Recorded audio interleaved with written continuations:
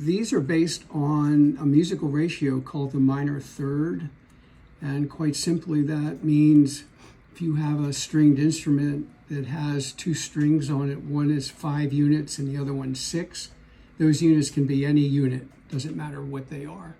But 5 to 6, and you pluck them together, you'll hear this very sad sound. Composers use it to bring the listener to a state of melancholy or sadness. But what I found was that the ratio is really quite wonderful in terms of the geometry that it produces within the border. So all these rectangles are 5 to 6. And then I just riff on them. There's an interesting division here that vertically divides the rectangle into a triple square and then a double square. And then from that, I'm able to generate a lot of, let's say, anatomical parts to these various shapes and develop the grid from that basic arrangement. But in most of these pieces, you'll see that that triangle is always present. It's named the Serlio triangle after the Renaissance architect.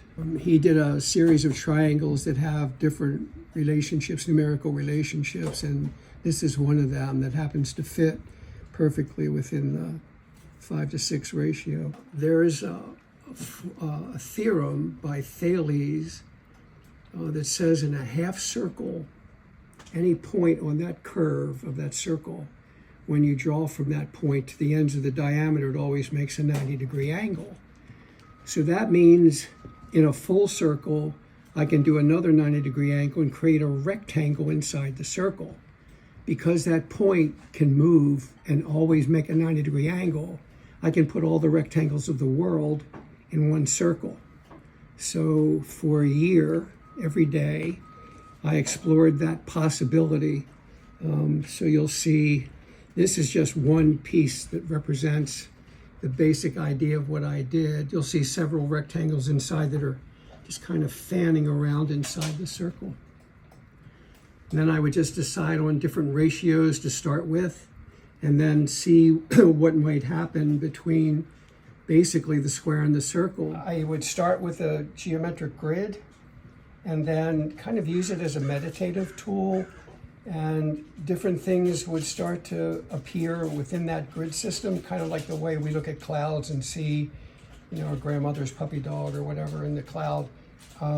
I would begin to see things and then draw them inside the grid, but I really didn't have any awareness of what these images really meant.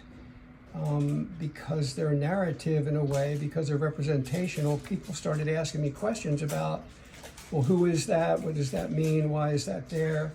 And I really couldn't answer them, to the point where I just stopped putting the representation in the grid.